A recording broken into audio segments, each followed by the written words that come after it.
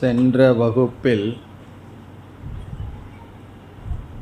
விபூதியை அல்லது தன்னுடைய பெருமையை பகவான் முழு அத்தியாயத்தில் கூறுவதனால் நமக்கு கிடைக்கின்ற பலன்களை சிந்தித்தோம்.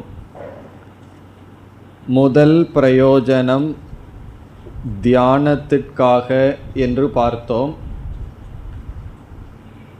ஈஸ்வரனே அனைத்துமாக இருக்கின்றார் என்று நாம் எவ்வளவு கேட்டாலும் அறிவானது அதை கிரகிக்கும் சக்தி இல்லாத பொழுது நாம் தியானிக்க வேண்டும், மனதிற்கு இறங்கி வர வேண்டும். அதற்கு பகவானுடைய பெருமையை நாம் தியானிக்க பல உதாரணங்கள் தேவைப்படுகின்றது. அதை இந்த அத்தியாயத்தில் செய்கின்றார் என்று பார்த்தோம். பிறகு வைராகியத்தை அடைவதற்காக இவ்வுலகத்தை நாம் நிந்தித்திருப்போம். வெறுப்பு மனதிற்குள் வந்திருக்கும். அதை நீக்குவதற்காக இந்த உலகம் அனைத்தும் ஈஸ்வர சொரூபம் என்ற தியானம் அல்லது விபூதி நமக்கு பயன்படுகின்றது. மூன்றாவதாக நாம் பார்த்தது, நம்மிடம் சில பெருமைகள் இருந்தால், அறிவு, பொருள், சில திறமைகள், பதவி, இப்படிப்பட்டது இருந்தால் அதை குறித்து நம்மை அறியாமல் நமக்கு அகங்காரம், கர்வம் வந்துவிடும். அப்பொழுது அந்த பெருமையும் நம்மிடம் இருக்க வேண்டும், அகங்காரமும் இருக்கக்கூடாது என்றால் அந்த பெருமை ஈஸ்வரனை சார்ந்தது என்று நாம் உணர வேண்டும். அதற்காக இந்த அத்தியாயம் பயன்படும். அடுத்தபடியாக, எந்த பெருமை நம்மிடம் இருந்தால் அகங்காரம் வருமோ அதே பெருமை மற்றவர்களிடமிருந்தால் நமக்கு வருவது அசூயா, பொறாமை என்று பார்த்தோம். இது நம்மை அறியாமல் நமக்குள் இருக்கின்ற ஒரு பகைவன். நம்மை சுற்றி இருப்பவர்களிடம் ஏதாவது ஒரு நல்ல குணம் இருந்தால் அது நம்முடைய மனதில் பொறாமையை ஊட்டும். பிறகு எப்படி பொறாமையை நீக்குவது என்றால், அந்த குணம் அவனை சார்ந்ததல்ல, அது ஈஸ்வரனை சார்ந்தது என்று ஈஸ்வர விபூதி ஞானத்தினால் நாம் ஓரளவு பொறாமையை மனதிலிருந்து நீக்க முடியும். துரியோதனன் அடிக்கடி கூறுவான், பாண்டவர்களுக்கு எவ்வளவு கஷ்டத்தை கொடுத்தாலும் அவர்கள் எப்படியோ மகிழ்ச்சியாக இருக்கிறார்கள், முன்னேறி விடுகிறார்கள், அதை என்னால் தாங்கிக் கொள்ள முடியவில்லை என்று பலமுறை கூறுவான். காரணம் என்ன? மனதில் இருக்கின்ற பொறாமை நம்மை துன்புறுத்தும். அதற்கு பகவானுடைய விபூதி பயன்படும். பிறகு அடுத்ததான பிரயோஜனத்தை நாம் பார்த்தது, ஒரு நாமரூபத்துடன் ஈஸ்வரனை வழிபட்டு வந்திருப்போம். இந்த விபூதியானது மனதை விஷாலப்படுத்தும், மனதை விரிவுபடுத்தும். அனைத்து நாமரூபங்களும் ஈஸ்வர சொரூபம் என உணர நமக்கு இந்த விபூதி அத்தியாயம் பயன்படும். பிறகு அடுத்ததாக நாம் பார்த்தது, நாம் இருமைகளினால் பாதிக்கப்பட்டிருக்கின்றோம். நல்லது, கெட்டது, சுகம், துக்கம், தர்மம், அதர்மம், பிறப்பு, இறப்பு என்று இந்த இருமைகளில் ஒன்றை மட்டும் நாம் நேசிக்கின்றோம் அல்லது விரும்புகின்றோம், மற்றொன்றை நாம் நீக்குகின்றோம். பகவான் இந்த இருமையும் என்னுடைய சொரூபம் என்று சொல்வார். பிறப்பு என்னுடைய தன்மை என்றால் இறப்பும் என்னுடைய தன்மை. மானம், அபமானம் எல்லாம் என்னிடமிருந்து வருகின்றது என்று தர்மத்தை கடந்த நிலைக்கு செல்ல இது நமக்கு பயன்படும். இப்போ இருமையிலிருந்து நாம் நீங்க இந்த விபூதி பயன்படும். பிறகு இறுதியாக அத்வைத சித்தியர்த்தம், அத்வைதத்தை நாம் அடைய, அத்வைத ஞானத்தை அடைய ஈஸ்வரனுடைய சகுண சொரூபம் நமக்கு பிரயோஜனத்தை கொடுக்கும். இவ்விதம் ஈஸ்வர விபூதியினால் பல பிரயோஜனங்கள் இருக்கின்றது என்று நாம் பார்த்தோம். இனி 10வது அத்தியாயத்திற்குள் செல்கின்றோம். முதல் ஸ்லோகம். ஸ்ரீ பகவானுவாச்ச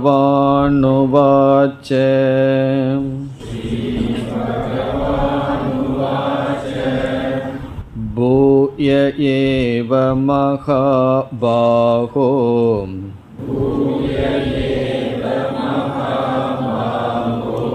ஸ்ருணு மே பரமம் வச்சஹ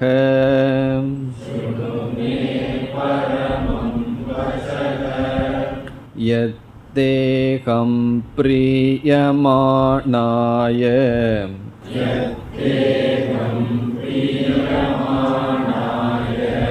வக்ஷ்யாமி ஹிதகாம்யயா.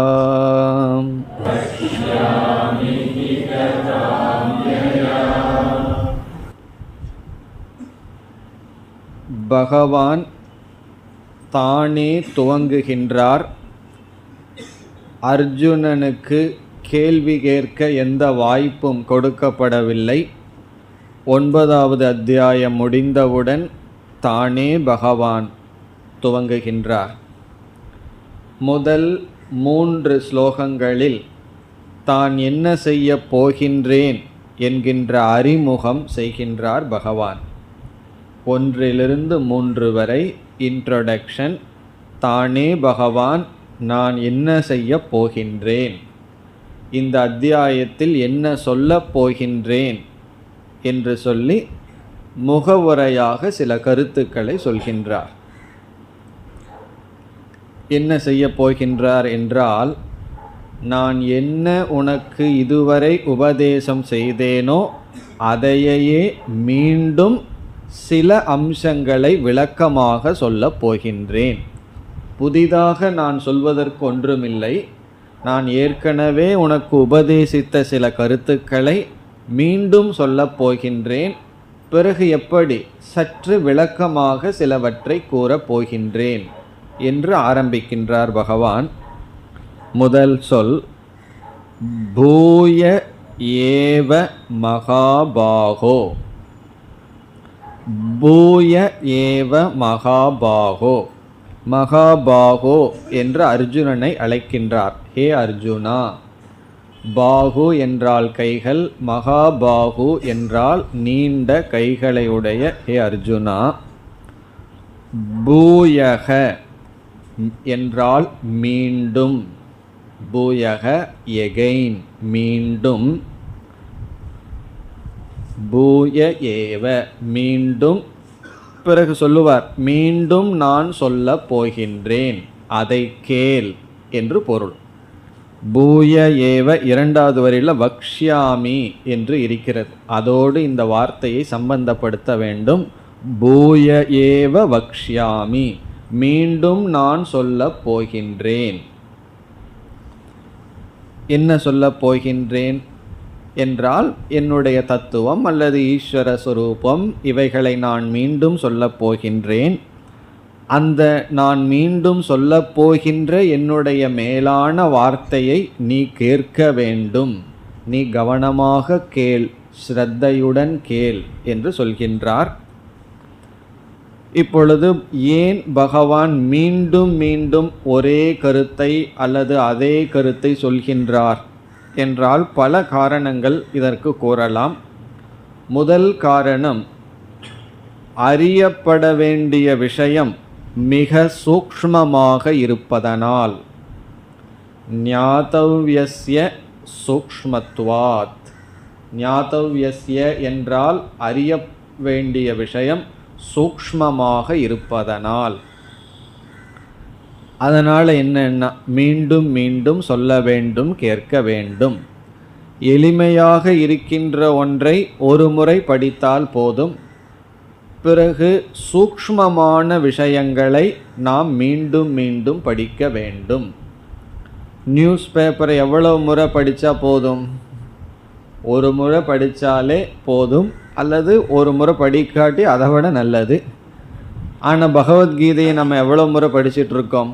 இது அவுட் ஆஃப் டேட் ஆகுதா? நியூஸ் பேப்பருங்கிறது சூடான காஃபி போலன்னு ஒருவர் சொன்னார். அது சூடாக குடிக்கிற வரைக்கும் அப்படி.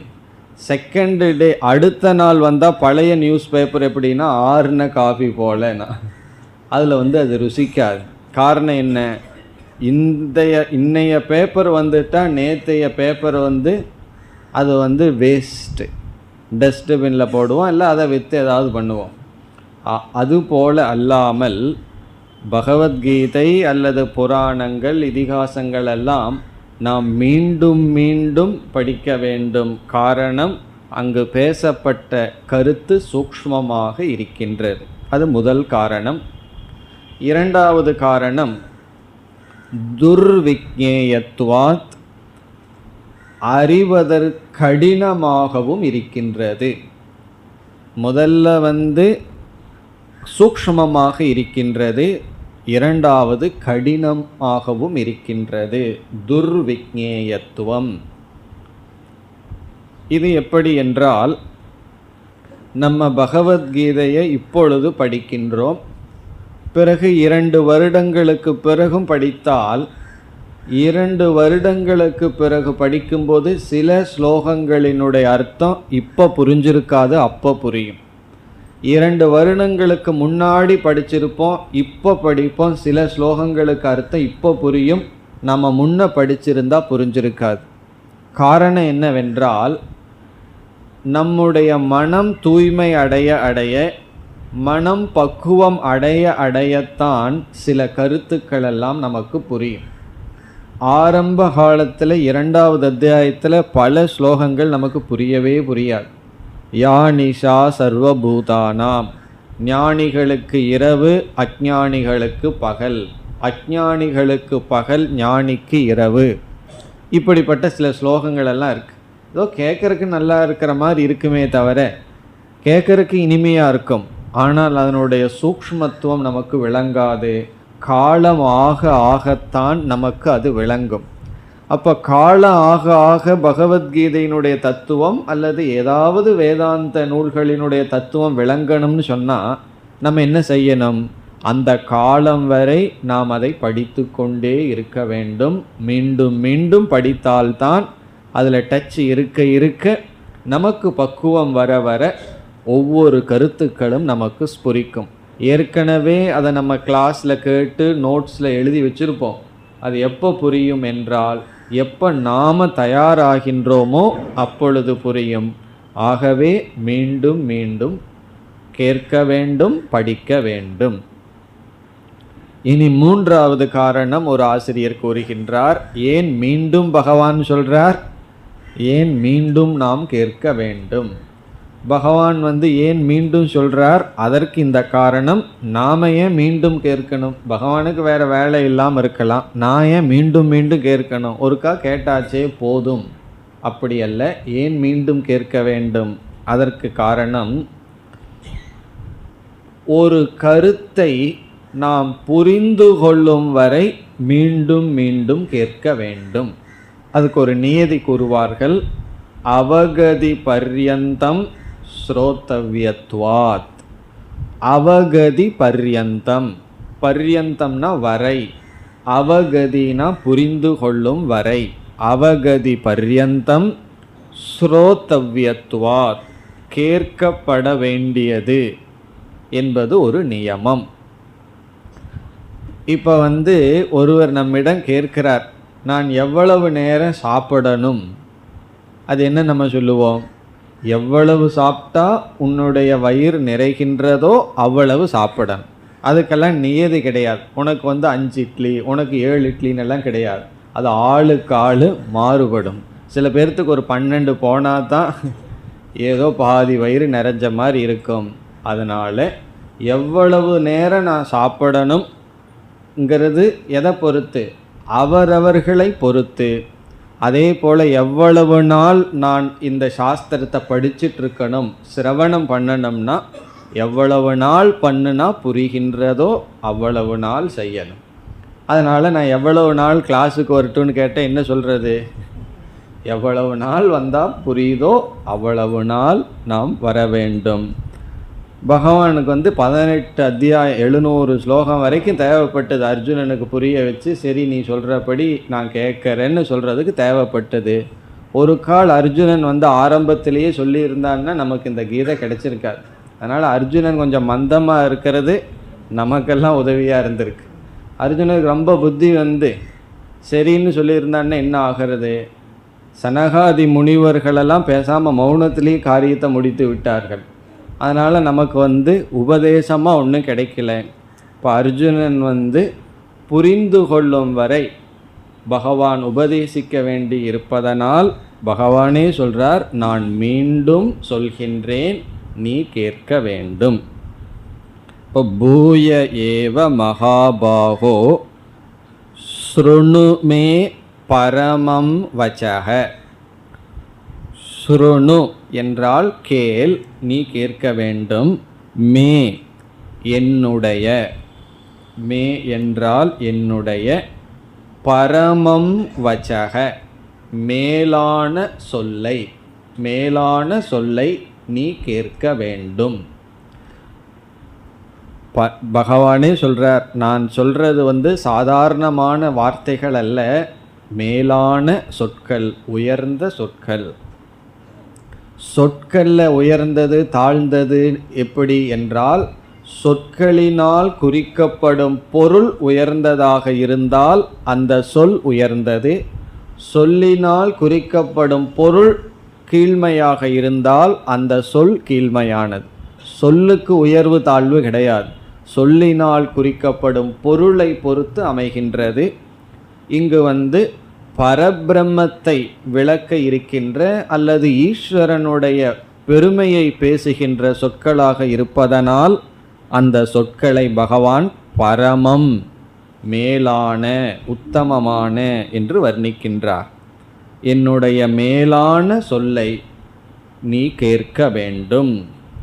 மே என்னுடைய பரமம் வச்சக ஸ்ருணு. பிறகு 2வது வரியில் யத்தேகம் பிரியமானாய. இனி ஒரு சந்தேகம் நமக்கு வரலாம். சரி, ஏன் அர்ஜுனனை பார்த்து பகவான் மீண்டும் மீண்டும் சொல்லணும்? மற்றவங்களுக்கு சொல்லலாமே. அர்ஜுனனுக்கு தான் 9 அத்தியாயம் சொல்லி முடித்தாச்சு, ஏன் மீண்டும் பகவான் அர்ஜுனனை பார்த்தே சொல்கின்றார் என்றால், பகவான் சொல்றார், நான் உன்னிடம் மீண்டும் உற்சாகத்துடன் இந்த அத்தியாயத்தை துவங்குவதற்கு காரணம், இதுவரை என்னுடைய சொல்லை கேட்டு நீ மகிழ்ச்சி அடைந்துள்ளாய் என்று பகவான் கூறுகிறார். என்னுடைய உபதேசத்தில் நீ மகிழ்வை அடைந்ததை நான் பார்க்கின்றேன். இப்போ அர்ஜுனனுக்கு இவ்வளவு தூரம் 9வது அத்தியாயம் வரை பகவான் பேசியதை கேட்க கேட்க அர்ஜுனன் அதில் ஒரு மகிழ்ச்சியை அடைந்துள்ளான். அதை பகவான் பார்த்துள்ளார். ஆகவே என் சொல்லை கேட்டு மகிழ்ந்த உனக்கு நான் கூறுகின்றேன். அதைத்தான் சொல்றார், பிரியமானாய. பிரியமானாய என்றால் மகிழ்ந்த உனக்கு. இங்கு பிரியம் என்றால் மகிழ்ச்சி, பிரீதி, ஹாப்பினஸ். பிரியமானாய என்றால் மகிழ்ந்த உனக்கு. மகிழ்ந்த உனக்கு நான் சொல்கின்றேன். அகம் வக்ஷ்யாமி, நான் கூறுகின்றேன். வக்ஷ்யாமினா கூறுகின்றேன். அகம் நான், நான் பிரியமானாய தே. தே என்றால் உனக்கு. எத்தே என்று இருக்கிறது, அந்த தே என்றால் உனக்கு. எது அப்படின்னு ஒரு சொல் இருக்கு, 2வது வரியில் முதல் சொல். அதை பரமம் வச்சக என்பதுடன் சேர்க்க வேண்டும். எது என்றால் எந்த, எந்த மேலான என்னுடைய சொல்லை நீ கேட்க வேண்டும். அந்த சொல்லை நீ, எந்த மேலான சொல் என்னுடையது இருக்கிறதோ அதை நீ கேட்க வேண்டும். அதை நான் சொல்லப் போகின்றேன். பிறகு அர்ஜுனனை பகவான் வர்ணித்தார். பிரியமானாய, மகிழ்ச்சி அடைந்த உனக்கு நான் சொல்கின்றேன். காரணம் என்ன? பகவான் பார்த்திருக்கின்றார். அர்ஜுனனுக்கு உபதேசம் செய்ய செய்ய அந்த உபதேசத்தை அர்ஜுனன் எப்படி வாங்கி கொண்டிருக்கின்றான், எந்த பாவனையில் கேட்டுக்கொண்டிருக்கின்றான் என்று அர்ஜுனனை பார்த்து பகவான் உணர்கின்றார். இவன் மிக மகிழ்ச்சியுடன் இதை கேட்டு கொண்டிருக்கின்றான்.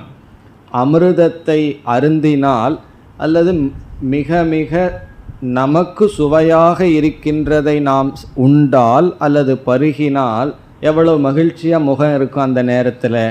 அப்படி அர்ஜுனனுக்கு இருந்ததாம். எல்லாம் விளக்க ஆசிரியருடைய கற்பனை. அவனுடைய முகத்தில் அவ்வளவு ஒரு மகிழ்ச்சி இருந்ததாம்.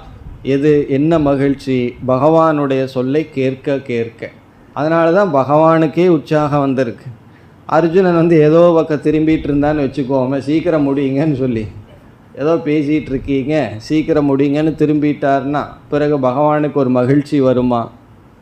ஒரு ஸ்டூடெண்ட்டு சொன்னார், இந்த உபனிஷத் கிளாஸ் இருக்கே அது ஸ்லீப்பிங் டோஸை விட பவர்ஃபுல்லாக இருக்குது அப்படின்னார். அப்படியே சொக்குது சாமி கிளாஸில் தூக்கம் அப்படின்னார். எப்படி இருக்குன்னு சொல்கிறதுக்கு? அப்படி ஸ்லீப்பிங் டோஸை விட பவர்ஃபுல்லாக, ஸ்லீப்பிங் டோஸை போட்டு வந்தாலும் கூட தூங்காமல் இருந்துட முடியுமா? உபனிஷத் கிளாஸில் உட்கார்ந்தால் அது முடியாதான். அப்படி சொன்னால் எப்படி இருக்கும் சொல்பவர்களுக்கு?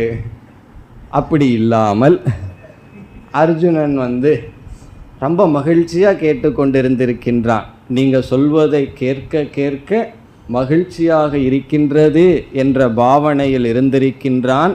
அதைத்தான் பகவான் சொல்கிறார், பிரியமானாய என்னுடைய சொல்லை கேட்டு மகிழ்ந்த உனக்கு. இதிலிருந்து ஒரு பெரிய வேல்யூவை பகவான் சொல்கிறார். நாம் வாயை திறந்து எப்பாவது பேசினால், வாயை திறந்து தான் பேச முடியும், அப்படி பேசினால் மற்றவர்கள் மகிழ்ச்சியாக கேட்டுக்கொண்டிருந்தால்தான் பேசணும். மற்றவர்களுக்கு ஒரு அலுப்பு தட்டி விட்டது அல்லது நம்முடைய பேச்சில் அவர்களுக்கு மகிழ்ச்சி இல்லை என்றால் நாம் எக்காரணத்தை கொண்டும் பேசக்கூடாது. நம்ம பெரிய ஹிம்சை மற்றவங்களுக்கு எப்படி செய்து கொண்டிருக்கின்றோம் என்றால், பேசியே அவங்களுக்கு கஷ்டத்தை கொடுத்துட்ருக்கோம். நம்ம பேச்சை யாரும் விரும்புறதில்லை. காரணம் என்ன? நம்ம பேச்சில் 90% நம்மளைய பற்றி தான் அங்கே டாப்பிக்கே இருக்கும். யார் விரும்புவா? காரணம் என்னென்னா அவரை பற்றி பேச விரும்புகிறார், நாம் நம்ம பற்றியே பேசிகிட்டு இருக்கோம். அப்படி மற்றவர்களிடம் நாம் பேசி கொண்டிருக்கும் பொழுது நம்முடைய பேச்சு அவர்களுக்கு மகிழ்ச்சியை கொடுத்து கொண்டிருக்கின்றதான்னு பார்க்கணும். அப்படி இல்லை என்றால் எக்காரணத்தை கொண்டும் பேசக்கூடாது. அதனால தான் பகவான் சொல்கிறார், நான் ஏன் இந்த அத்தியாயத்தை ஆரம்பிக்கிறேன்னா, நீ மகிழ்ந்து கொண்டிருக்கின்றாய் என்னுடைய உபதேசத்தில், அதனால் உனக்கு நான் சொல்கின்றேன். இதெல்லாம் முக்கியமான விதி.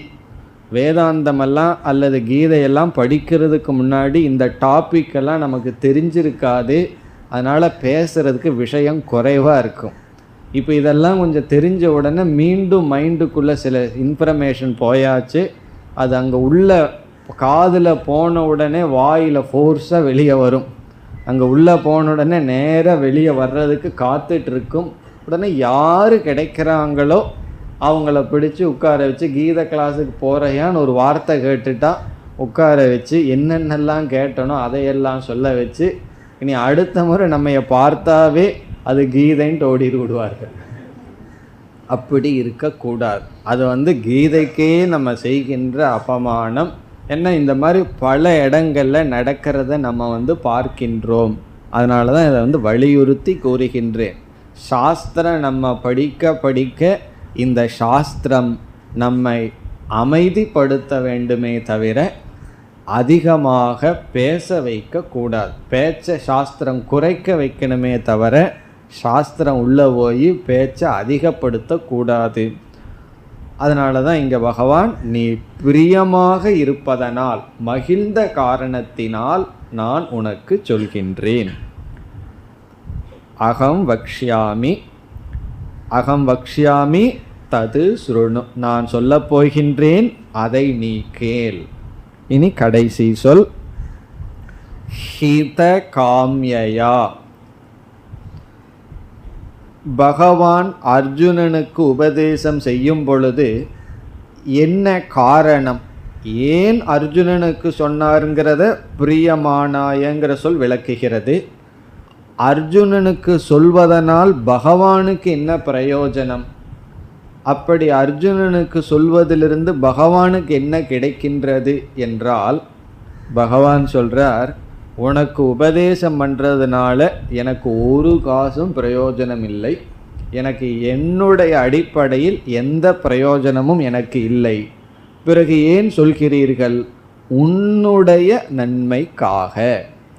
பஹிதம் என்றால் நன்மை, காம்யயா என்றால் விருப்பம், உன்னுடைய விருப்பத்துக்காக உன்னுடைய நன்மைக்காக நான் உபதேசம் செய்கின்றேன். இப்போ என்னுடைய உபதேசத்தினுடைய ஒரே ஒரு கொள்கை, அது உனக்கு நல்லது.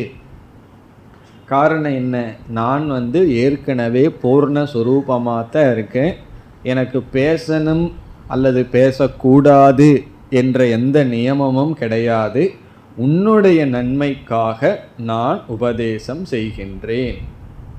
என்ன நன்மை, அர்ஜுனனுக்கு என்ன நன்மை கிடைக்கும், சம்சாரத்தை நீக்குதல் என்கின்ற ஹிதம்.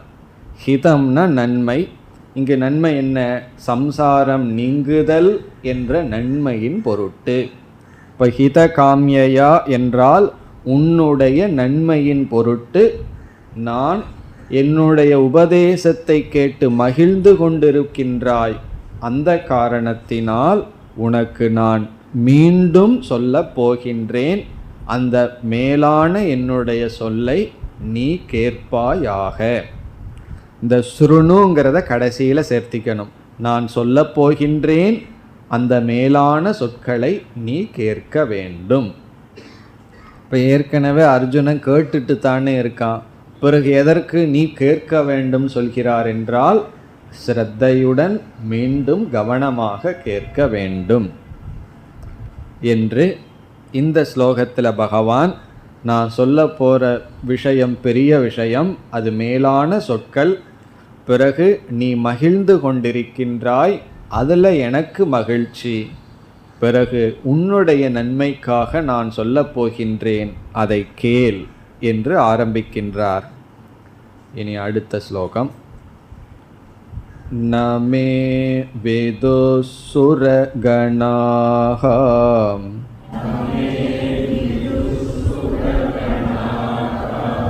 பிரபவம் நமஹர்ஷயஹ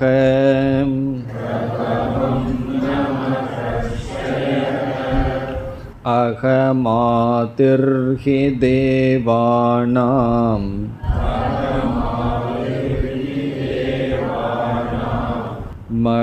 மகர்ஷீணாம் ச சர்வசஹ.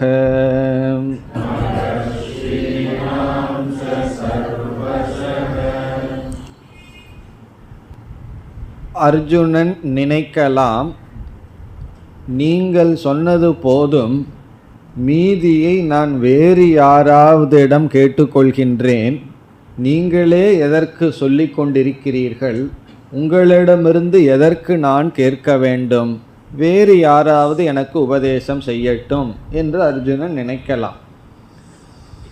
அர்ஜுனன் இருந்த காலத்திலெல்லாம் நாம் படிக்கின்றோம், தேவர்களுடனெல்லாம் அவர்கள் பேசிக்கொண்டிருந்தார்கள் என்றெல்லாம் படிக்கின்றோம். அர்ஜுனன் தேவர்களிடம் பேசினான், தேவர்கள் அவர்கள் முன் தோன்றினார்கள், ரிஷிகளெல்லாம் இருந்தார்கள்.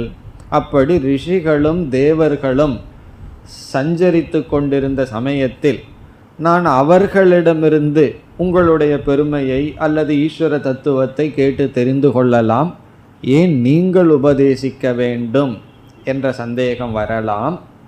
அதற்கு பகவான் இங்கு பதில் கூறுகின்றார், என்னுடைய மேன்மையை அல்லது பெருமையை தேவர்களும் அறியமாட்டார்கள், ரிஷிகளும் அறியமாட்டார்கள். என்னுடைய பெருமையை நான் தான் அறிவேன், என்னுடைய தத்துவத்தை நான் தான் அறிவேன், அதனால் நானே உனக்கு சொல்கின்றேன். அர்ஜுனனுக்கு கிடைச்ச ஒரு உத்தமமான வாய்ப்பு, அர்ஜுனனுக்கு மட்டும் கிடைக்கல, நம்ம எல்லோருக்கும் கிடைச்சிருக்கு. பகவானுடைய வாக்கிலிருந்தே பகவானுடைய பெருமை வந்துள்ளது. அதை பகவான் சொல்றார், என்னை தேவர்களும் ரிஷிகளும் முழுமையாக அறிய மாட்டார்கள். காரணம், அவர்களுக்கெல்லாம் நானே முதன்மையாக இருக்கின்றேன். என்னுடைய பெருமையை நானே அறிவேன். ஆகவே நான் உனக்கு சொல்வதுதான் உகந்தது. இதைத்தான் பகவான் கூறுகின்றார். இதெல்லாம் ஞானத்தினுடைய மகிமையை கூறுகின்ற ஸ்லோகங்கள், ஞானத்தினுடைய பெருமையை கூறுகின்ற ஸ்லோகங்கள். இப்பொழுது ஸ்லோகத்திற்குள் சென்றால், நமே விதுகு சுரகணாகா. சுரகணாகா என்றால் தேவர்கள், இந்திரன், பிரம்மா முதலிய தேவர்கள். சுரகணாகா, சுரகண தேவர்கள், கணகண குரூப். சுரகணாகன தேவ கூட்டங்கள், எல்லா தேவர்களும். மே ந விதுகு, மே என்றால் என்னை, ந விதுகு அறிய மாட்டார்கள். தேவர்கள் என்னை அறிய மாட்டார்கள். இந்த மே என்பதை எடுத்து பிரபவம் என்ற ஒரு அடுத்த வார்த்தையில் சேர்த்தி கொள்ள வேண்டும். இப்போ என்னை என்றால் என்னுடைய, பிரபவம் என்றால் பெருமை. பிரபவம்ங்கிறதுக்கு ரெண்டு அர்த்தம் பார்க்க போகின்றோம். என்னுடைய பெருமையை அல்லது என்னுடைய சக்தியை தேவர்கள் அறிய மாட்டார்கள். அதற்கு காரணத்தை இரண்டாவது வரியில் பகவான் சொல்ல போறார். ஆகவே தேவர்களும் கூட நம்மை போன்ற ஒரு ஜீவர்கள் தான். நம்மையை விட அதிகமான சக்தி அவர்களுக்கு இருக்கின்றது. ஆனால் அவர்களும் கர்மவினையின் உட்பட்டு தேவலோகத்தில் பிறந்து கர்மவினையை அனுபவித்து கொண்டு இருக்கிறார்கள். ஆகவே அவர்கள் என்னுடைய பெருமையை முழுமையாக அறிய மாட்டார்கள், தேவர்கள். பிறகு மகர்ஷயக ந விதுகு ங்கிறதுக்கு பிறகு பொருள் பார்க்கலாம். என்னுடைய பிரபவத்தை ரிஷிகளும் அறிய மாட்டார்கள், என்னுடைய பிரபவத்தை தேவர்களும் அறிய மாட்டார்கள். இங்கு ரிஷிகள் என்றால், மகரிஷிகள் என்றால், சாஸ்திரத்தில் சில வேத மந்திரங்கள் எல்லாம் ரிஷிகள் வாயிலாக வெளிப்பட்டதாக கூறப்படுகின்றது. மந்திர திரஷ்டாரக என்று சொல்வார்கள். அவர்களெல்லாம் மந்திரத்தை உருவாக்கவில்லையாம். வேதமும் வேத மந்திரங்களும் இந்த உலகத்தை போல அனாதியாக இருந்து வந்துள்ளது. அது ஈஸ்வரனிடமிருந்தே நேரடியாக வந்தது. அந்த மந்திரங்களை தூய்மையடைந்த மனதையுடைய ரிஷிகள் மூலமாக அது வெளிப்படும். ஆகவே அவர்கள் திடீரென்று அந்த மந்திரங்கள் அவர்களுடைய மனதிற்கு ஸ்புரித்து அவர்கள் வாயிலாக வெளிவரும். இந்த மந்திரம் அவர்கள் மூலமாக ரிஷிகளை ஒரு கருவியாக கொண்டு வெளியே வந்ததே தவிர ரிஷிகள் உருவாக்கவில்லை, எழுதவில்லை. இதுதான் வேத மந்திரங்கள்னு சொல்லுவோம். அப்படிப்பட்ட ரிஷிகளும் கூட என்னுடைய பெருமையை அறிய மாட்டார்கள். அதற்கு காரணத்தை பிறகு கூறுவார். ஆகவே ரிஷிகளும் தேவர்களும் என்னுடைய பிரபவத்தை உணர மாட்டார்கள். இனி பிரபவம் என்பதற்கு பொருள் பார்க்கலாம். முதல் பொருள், பிரபவம் என்றால் என்னுடைய பெருமை, என்னுடைய விபூதி, சாமர்த்தியம். பகவானுக்கு எவ்வளவு சாமர்த்தியம் இருக்கின்றது, எவ்வளவு பெருமை இருக்கின்றது, மேன்மை இருக்கின்றது என்பதை தேவர்களும் அல்லது ரிஷிகளும் அறிய மாட்டார்கள். சக்தி, என்ன சக்தி? சிருஷ்டி, ஸ்திதி, லயம், பிறகு அனுகிரகம். ஒருத்தனுக்கு அனுகிரகம் என்ற சக்தி, உற்பத்தி செய்தல், காப்பாற்றுதல், தனக்குள் எடுத்துக்கொள்ளுதல் என்று சக்தி அதிசயம் என்று சொல்வார்கள். சக்தி அதிசயம்னா பகவானுடைய மேலான சில சக்திகள், சில சூக்ஷ்மங்கள், பகவானுடைய திட்டங்கள், இதையெல்லாம் யாரும் அறிய மாட்டார்கள். பகவான் என்னென்ன திட்டம் வச்சிருக்கார், என்னென்ன சக்தியாக எப்படியெல்லாம் வெளிப்படுகின்றார், அந்த சூக்ஷ்மத்தை யாரும் அறிய மாட்டார்கள்.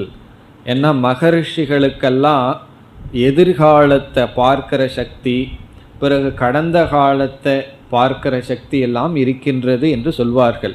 என்ன நடக்க போகுமோ அது அவங்களுக்கு தெரியும், என்ன நடந்ததோ அதையும் அவர்களினால் சொல்ல முடியும். அவ்வளவு தூரம் மனோசக்தியை உடையவர்கள். ஆனால் பகவான் விஷயத்திலே எல்லாம் சொல்ல முடியாது. அதனால தான் என்ன சொல்வார்கள், ஜோதிட சாஸ்திரத்தில் சூத்திரமே இருக்கான் ஆரம்பத்தில்.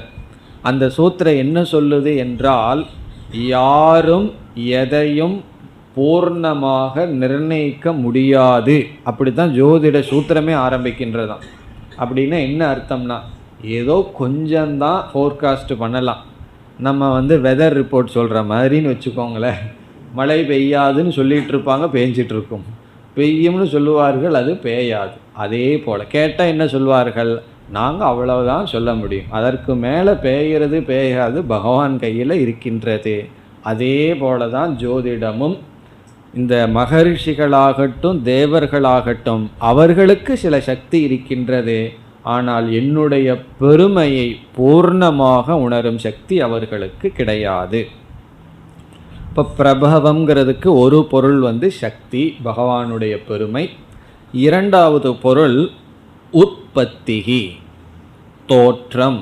உற்பத்தினா பர்த், தோற்றம். என்னுடைய தோற்றத்தை யாரும் அறிய மாட்டார்கள். அதற்கு என்ன காரணம்?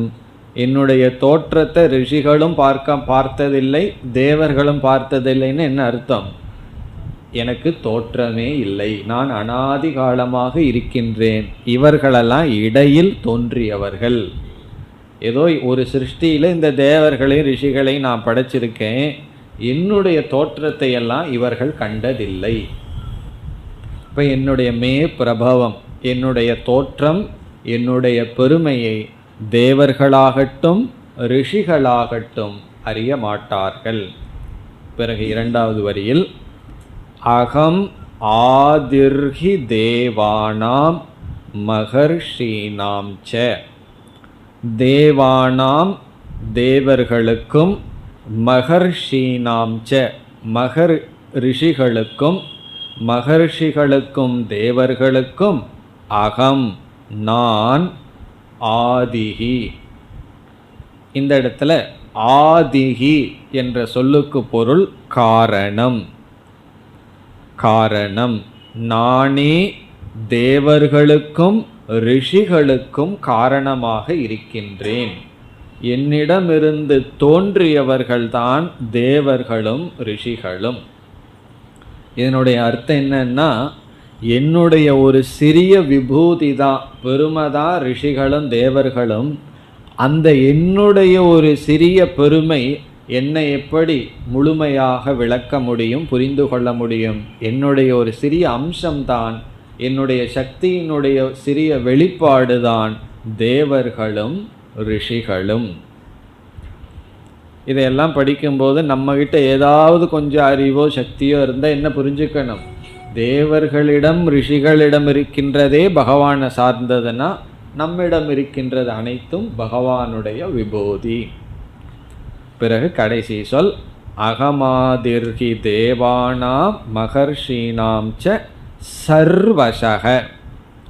சர்வசக என்றால் அனைத்து விதத்திலும் நானே மேலானவன், நானே காரணம். சர்வசகன எல்லா விதத்திலும், ஆதிகி. சர்வசகங்கிற சொல்ல ஆதிகிங்கிற சொல்லோட சேர்த்தணும். சர்வசக ஆதிகி, எல்லா விதத்திலும் நானே காரணம், நானே அடிப்படை. எல்லா விதத்திலும்ங்கிறதுக்கு என்ன விளக்கம் என்றால், உபாதான நிமித்த முதலிய. உபாதான காரணம், நிமித்த காரணம், பிறகு நம்முடைய புத்தியை வேலை செய்ய வைக்கிறது. இதெல்லா விதத்திலையும் நான் தான், அல்லது பெருமை என்னை சார்ந்தது தான். புத்தி பிரவர்த்தகத்துவம் முதலிய என்று சொல்கிறாங்க. புத்தி பிரவர்த்தகத்துவம்னா நம்ம புத்தி நல்லா வேலை செய்யணும்னா அது பகவானுடைய அனுகிரகம். அது நம்ம உணரணும்னு சொன்னால் பக்கத்து ஹாஸ்பிட்டலுக்குள்ளே போய் ஒரு மணி நேரம் நடந்துட்டு வந்தால் தெரியும் புத்தியினுடைய பெருமை. அறிவினுடைய பெருமை நமக்கு மனசினுடைய பெருமை நமக்கு அப்போ தான் தெரியும். அப்படி நம்முடைய புத்தி எப்படி வேலை செஞ்சிட்ருக்கு, பிறகு எல்லாத்துக்கும் நிமித்த காரணம் என்ன, உபாதான காரணம் என்ன, இந்த எல்லா விதத்திலும் நானே ஆதியாக காரணமாக இருக்கின்றேன். ஆகவே தேவர்களும் மகரிஷிகளும் என்னை முழுமையாக அறிய மாட்டார்கள். அப்படி அவர்கள் என்னை பற்றி ஏதாவது சொன்னால் நான் சொன்னதைத்தான் அவர்கள் கூறுகின்றார்கள், நான் கொடுத்த அறிவைத்தான் உனக்கு கொடுப்பார்கள். அப்படி இருக்க நானே உனக்கு இப்பொழுது என்னுடைய பெருமையை உபதேசம் செய்கின்றேன். இனி 3வது ஸ்லோகம். யோ மாமஜமனாதிம் ச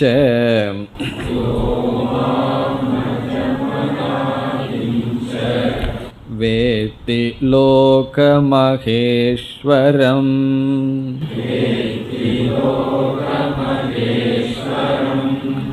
அசம்மோடசமர்த்யேஷு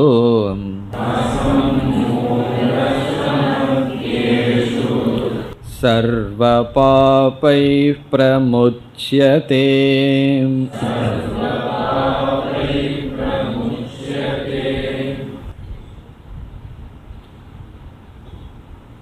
இந்த ஸ்லோகத்தில் பகவான் தன்னுடைய பெருமை என்ன என்று கூறி, இப்படி என்னுடைய மேன்மையை புரிந்து கொண்டதனுடைய பலன் என்ன என்று கூறுகிறார்.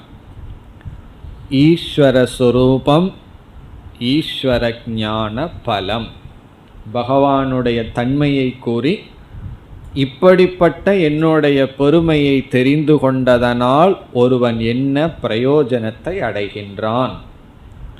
என்றைக்குமே இன்ட்ரோடக்ஷனில் பிரயோஜனத்தை சொல்லணும். நாம் ஒன்றை செய்ய போகிறோம் அப்படின்னு சொன்னால் என்ன செய்ய போகிறோங்கிறதுக்கு ஒரு அறிமுகம் கொடுக்கும் பொழுது செய்ய போகிறதனுடைய சாரத்தை சொல்லி பிறகு இதனால் என்ன பலன் என்று சொல்லியாக வேண்டும். பிறகு இதை செய்யறதுக்கு என்ன காரணம்னு சொல்லணும். அதெல்லாம் பகவான் சொல்லியிருக்கார். நான் ஏன் மீண்டும் சொல்கிறேன், நான் ஏன் உனக்கு சொல்கின்றேன், நானே சொல்ல வேண்டியதனுடைய அவசியம் என்ன, பிறகு நான் இனிமேல் சொல்ல போவதனுடைய சாரம் என்ன.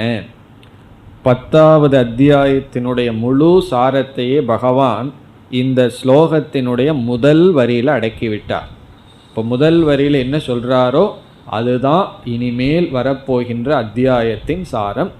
பிறகு 2வது வரியில் இந்த ஞானத்தினுடைய பலன் என்ன. இப்போ பகவானுடைய தத்துவம் என்ன என்றால், ஈஸ்வரன் அல்லது பகவான் 2 சொரூபமாக இருக்கின்றார். ஒன்று மாயை நீங்கிய சொரூபம், அதைத்தான் நிர்குண சொரூபம் என்று கூறுகின்றோம். 2வது மாயையை தனக்கு கீழ் வைத்து கொண்டு மாயையுடன் வெளிப்படுகின்ற சொரூபம், அதை சகுண சொரூபம் என்று சொல்கின்றோம். அப்போ பகவானுடைய பெருமை என்ன? நிர்குண சொரூபமாக இருத்தல் ஒன்று, சகுண சொரூபமாக இருத்தல். அதைத்தான் பகவான் சொல்கிறார். என்னுடைய 2 தன்மையையும் எவன் அறிகின்றானோ அவனுக்கு இந்த பலன் இருக்கின்றது. இப்போ என்ன சகுண சொரூபம், நிர்குண சொரூபம்? முதலில் பகவான் தன்னுடைய நிர்குண சொரூபத்தை கூறுகின்றார். முதல் வரியில் யக என்றால் யார், யார் மாம் என்னை, யார் என்னை இவ்விதம் அறிகிறார்களோ அப்படின்னு சொல்ல போகிறார். யக யார் மாம் என்னை. இப்போ என்னைன்னு பகவான் சொல்லும் பொழுது என்னை 2 சொரூபமாக அறிய வேண்டும்னு சொல்ல போகிறார். என்னை 2 தன்மையுடன் கூடியவனாக அல்லது 2 தத்துவமாக அறிய வேண்டும். அதில் ஒரு தத்துவம் நிர்குண தத்துவம், இரண்டாவது தத்துவம் சகுண தத்துவம். ஆனால் பகவான் சகுண தத்துவத்தை தான் விளக்கமாக சொல்லப் போகிறார். இருப்பினும் நிர்குண தத்துவத்தையும் குறிப்பிடுகின்றார். என்ன, இந்த இரண்டையும் அறிந்தவர்களுக்குத்தான் மோக்ஷம் என்கின்ற பலன். அந்த பலனை இரண்டாவது வரியில் கூறுவார். இப்போ முதலில் நிர்குண தத்துவத்தை கூறுகிறார். மாம் என்னை அஜம் அநாதிம்ச வேத்தி. அஜம் என்றால் பிறப்பற்றதாக, அநாதி என்றால் தோற்றமற்றதாக. அஜம் அது அநாதியாக இருப்பதனால் அஜம், அநாதித்வாத் அஜம். அநாதினா தோன்றவே இல்லை, அதாவது என்றும் இருக்கிறதுன்னு அர்த்தம். அநாதினா என்றும் இருக்கிறது, ஆதினா தோற்றம், அநாதினா என்றுமே இருந்து கொண்டு இருக்கிறது. இப்போ என்றுமே ஒன்று இருந்து கொண்டு இருந்தால் அதற்கு ஒரு பிறப்பு இருக்குமா? பிறப்பு இருக்காது. ஆகவே அஜம், என்றும் இருக்கின்ற பிறப்பற்றதாக என்னை யக வேத்தி, யார் அறிகிறார்களோ. அப்போ பிறப்பே அற்றது, தோற்றமே அற்றது, உலகமே அற்றது என்றால் அது நிர்குண சொரூபம். அந்த நிர்குண சொரூபத்தை உபனிஷத்துக்கள் சத்தியம், ஞானம், அனந்தம் என்றெல்லாம் வர்ணிக்கும். அது சத் சொரூபம், அறிவு சொரூபம், அனந்தம் பூர்ண சொரூபம். அப்படி என்னை யார் அறிகிறார்களோ. அது மட்டுமல்ல, பிறகு இந்த உலகம் இருக்கு, இதையெல்லாம் என்ன செய்வது? லோக மகேஸ்வரம். லோக மகேஸ்வரம்னா இந்த உலகத்துக்கு ஈஸ்வரனாகவும் என்னை யார் அறிகிறார்களோ. லோக மகேஸ்வரம் ச வேத்தி. இது சகுண சொரூபத்தை குறிக்கிறது. லோகம்னா படைப்பு, மகேஸ்வரம் என்றால் ஈஸ்வரன். இந்த படைப்புக்கு காரணமாகவும் இந்த உலகத்திற்கு ஈஸ்வரனாகவும் என்னை யார் அறிகிறார்களோ.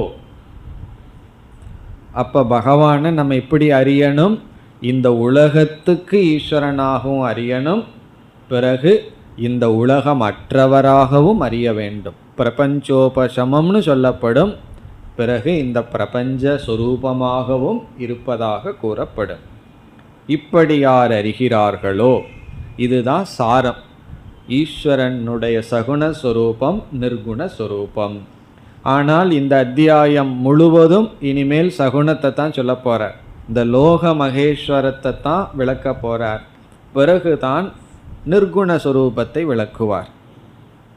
இப்படி பகவானை பூர்ணமாக அறிஞ்சால் என்ன பிரயோஜனம்? இரண்டாவது வரியில் சக அசம்மூடக மர்த்தியேஷு.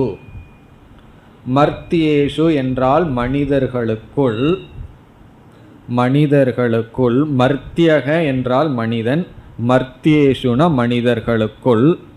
மர்த்தியங்கிறதனுடைய அர்த்தம் அழியக்கூடியவன் அர்த்தம். மர்த்தியகன மரண யோக்கியக, மரணத்திற்கு யோக்கியதை உடையவன். நம்ம எதற்கு யோக்கியதை இருக்கோ இல்லையோ, ஒன்றுக்கு யோக்கியதை இருக்கு. எதற்குனா மரணத்திற்கு. எதற்காவது யோக்கியதை வேணும் அல்லவா? அது எதற்கு யோக்கியதை? கண்டிப்பாக மரணம் அடைவோம், சந்தேகமே இல்லை. இப்போ மர்த்தியேஷு சக அவன், அசம்மூடக, அசம்மூடகன தெளிந்தவன். மனிதர்களுக்குள் அவன் தெளிந்தவன், மோகத்தை அல்லது மூடனாக இல்லாதவன். மோகத்தை அடையாதவன், மூடனாக இல்லாதவன். மூடக அப்படிங்கிற வார்த்தை நமக்கு தெரியும், அடிக்கடி பயன்படுத்துவோம். நீ மூடன்னு சொல்லுவோம். சில சமயம் அந்த வார்த்தை நம்மையே நோக்கி வந்திருக்கலாம், மூடன்.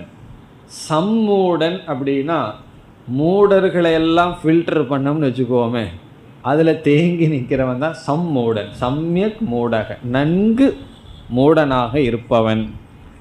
அசம்மூடன் என்ன அர்த்தம்? அதெல்லாம் இல்லை, மிக மிக தெளிவானவன், மோகவசப்படாதவன் அர்த்தம். மனிதர்களுக்குள் அவன் இந்த உலகத்தில் வாழ்ந்து கொண்டிருக்கும் பொழுதே மோகவசப்படாதவன். அப்படின்னு என்ன அர்த்தம்? பகவான் மறைமுகமாக சொல்றார், இந்த அறிவு இல்லாமல் வாழ்பவர்கள் எல்லாருமே சம்மூடக, மோகவசப்பட்டிருக்கிறார்கள். இதெல்லாம் எப்படின்னா, உயிரோடு இருக்கும்போது மோகத்திலிருந்து நீங்கி மகிழ்ச்சியாக இருப்பார்கள். பிறகு அவர்கள் வேறு எதையும் அடைகிறார்கள். வேறு என்ன பிரயோஜனம் அவர்களுக்கு? சர்வ பாபைகி பிரமுச்யதே. சர்வ பாபைகினா அனைத்து பாவங்களிலிருந்தும் பிரமுச்யதே விடுதலை அடைகின்றான், விடுவிக்கப்படுகின்றான். பிரமுச்யதேனா he is released, விடுவிக்கப்படுகின்றான். எதிலிருந்து? சர்வ பாபைகி, அனைத்து பாபங்களிலிருந்தும் விடுதலை அடைகின்றான். இதனுடைய அர்த்தம் என்ன? அனைத்து பாபத்திலிருந்தும் விடுதலைன்னு சொன்னால் இங்கே அனைத்து பாபமும் தான், எந்த பாபமும் அவனிடம் எஞ்சி இருக்காது.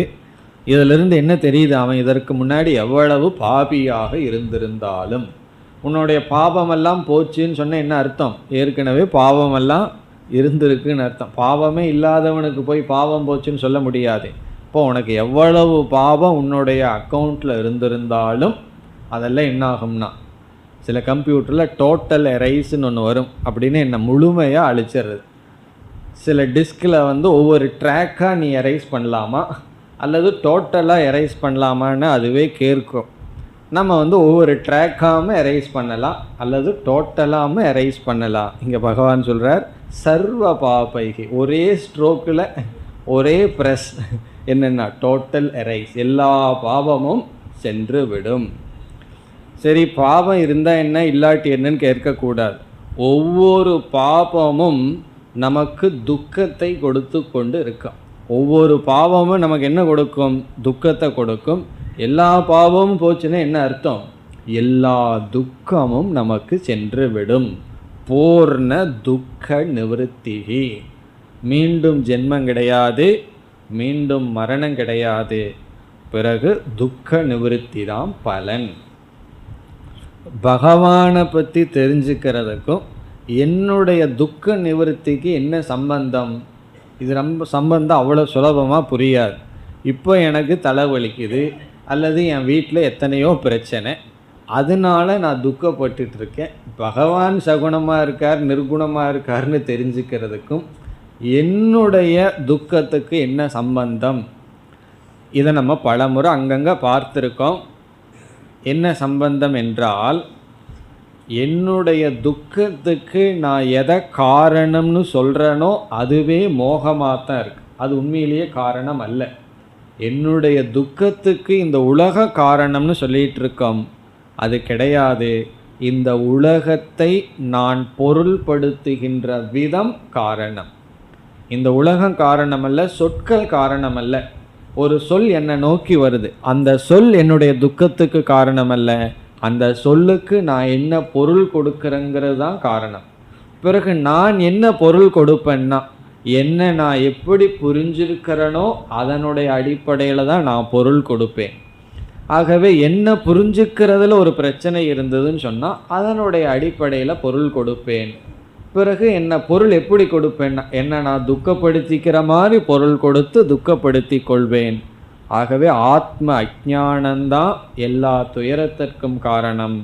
ஆத்ம ஞானம் எல்லா துயரத்திலிருந்து விடுதலையடைய காரணம். இது பிரயோஜனம். இவ்விதம் முதல் 3 ஸ்லோகத்தில் பகவான் தான் என்ன செய்ய போகின்றோம் என்று கூறி, ஏன் இந்த அத்தியாயத்தை துவங்கினோம் என்றும் கூறி இந்த ஞானத்தினுடைய பலனை கூறினார். இனி அடுத்த ஸ்லோகத்திலிருந்து ஆரம்பிக்கின்றார். அடுத்த 2 ஸ்லோகங்கள். புத்திர் ஞானமசம் மோகஹ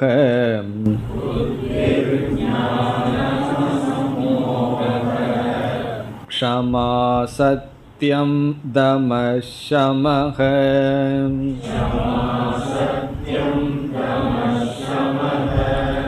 சுகம் துக்கம் துக்கம் பவோ பாவக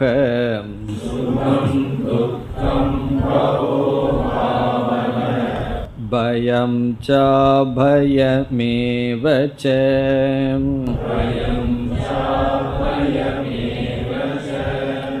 அஹிம்சா சமதா துஷ்டிஹ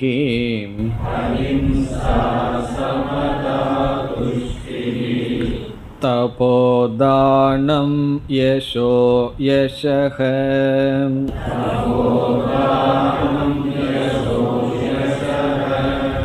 பவந்தி பாவா பூதானாம்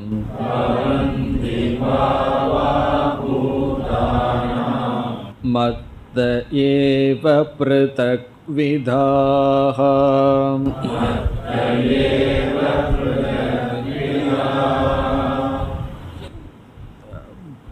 பகவான் தன்னுடைய லோக மகேஸ்வரம் என்கின்ற தன்மையை விளக்க ஆரம்பிக்கின்றார். சென்ற ஸ்லோகத்தில் கூறினார், இந்த உலகத்திற்கு நான் மகேஸ்வரனாக தலைவனாக இருக்கின்றேன், நானே அனைத்து காரணமாகவும் இருக்கின்றேன் என்று கூறினார். அதை இப்பொழுது ஆரம்பிக்கின்றார். இந்த உலகம் இப்பொழுது இரண்டாக பிரிக்கப்படுகின்றது. ஒன்று பாஹ்யம், இனி ஒன்று ஆந்தரம். பாஹ்யம்னா எக்ஸ்டர்னல், ஆந்தரம்னா இன்டர்னல். உள்ளே இருக்கின்ற உலகம், வெளியே இருக்கின்ற உலகம் என்று இரண்டாக பிரிக்கப்படுகிறது. வெளியே இருக்கின்ற உலகம்னா நம்ம பார்த்துட்டு இருக்கிற உலகம். உள்ளே இருக்கின்ற உலகம் என்றால் நம்மால் பார்க்கப்படாத ஆனால் அனுபவிக்கக்கூடிய உலகம். நம்ம மனசுக்குள்ளேயே இருக்கின்ற உலகம், உணர்வுகள், இவைகளெல்லாம் ஆந்தரம் என்று சொல்லப்படுகிறது. அதாவது நம்முடைய மனதிற்குள்ளேயே ஒரு பெரிய உலகம் இருக்கு. என்ன உலகம்னா, மனதிற்குள் விதவிதமான பாவனைகள் இருக்கின்றது. அறிவு, மோகம், பிறகு மயக்கம் என்று விதவிதமான பாவனைகள், அந்தக்கரண தர்மங்கள் இருக்கின்றது. அதெல்லாம் உள் உலகம். நம்ம மனசுக்குள்ள என்னென்ன பாவனை ஓடிட்டு இருக்குன்னு யாருக்கும் தெரியுமா என்றால் தெரியாது. அதெல்லாம் நமக்குத்தான் தெரியும். பகவான் அதை ரகசியமாக வச்சுருக்கார். அதனால தான் 2 பேர் சந்தித்து பேசிக்கவே முடியுது. மனசில் இருக்கிறதெல்லாம் வெளியே தெரிஞ்சதுன்னா யாராவது 2 பேர் பேசிக்க முடியுமா? கெஸ்ட்டு தான் வீட்டுக்குள்ளே வந்து போயிட்டுருக்க முடியுமான்னா காரணம் என்ன? இதெல்லாம் ஆந்தரம், மனசுக்குள்ளே இருக்கிற சீக்ரெட் வேர்ல்டு, இன்டர்னல் வேர்ல்டு. உலகம் அனுபவிக்கிறது வெளி உலகம், பஞ்சபூதத்திலான இந்த உலகம். இப்போ பகவான் என்ன சொல்கிறார்? இந்த 2 உலகங்களும் என்னிடமிருந்து தான் வந்தது அப்படின்னு சொல்கிறார். இப்போ உதாரணமாக, அந்த கரணம், அதாவது மனதை நான் படைத்துள்ளேன். பிறகு மனதில் எத்தனையோ உணர்வுகள் இருக்கின்றது. அனைத்து உணர்வுகளையும் நான் தான் படைத்துள்ளேன், அதுவும் என்னிடமிருந்து தான் வந்தது. அந்த கரணம் என்னுடைய சிருஷ்டி, அந்த கரண தர்மங்களும் என்னுடைய சிருஷ்டி.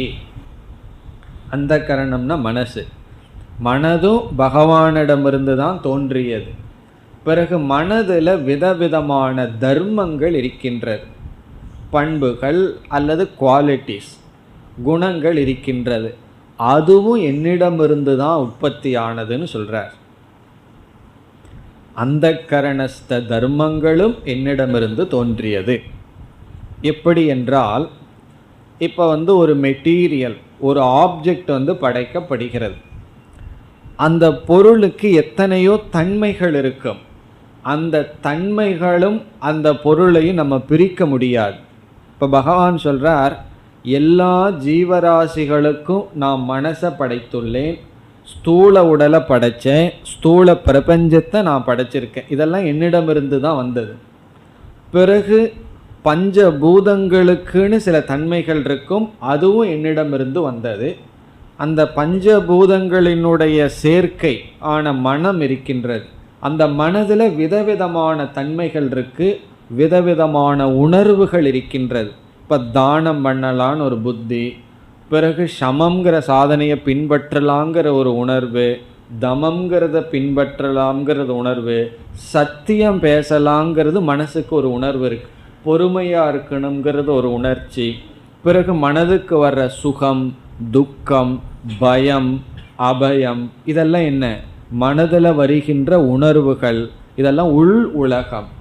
இவைகளும் என்னிடமிருந்து வந்தது என்று பகவான் இந்த 2 ஸ்லோகத்தில் சொல்கிறார். என்னென்ன கான்செப்ட், என்னென்ன தத்துவங்கள் மனசில் இருக்கோ அதெல்லாம் என்னிடமிருந்து வந்த தோற்றம்தான். இப்போ ஏன் நமக்கு உண்மை பேசலாங்கிற எண்ணம் வந்ததுன்னா பகவான் படைச்சிருக்கார். பிறகு ஏன் பொய் பேசலாங்கிற எண்ணம் வந்தது? அதுவும் பகவான் தான் படைச்சிருக்கார். அதெல்லாம் எப்படி என்று பகவான் கூறப் போகின்றார். அடுத்த வகுப்பில் பார்ப்போம். ஓம் பூர்ணமத பூர்ணமிதம் பூர்ணாத் பூர்ணமுதச்யதே பூர்ணஸ்ய பூர்ணமாதாய பூர்ணமேவாவசிஷ்யதே. ஓம் சாந்தி சாந்தி சாந்தி.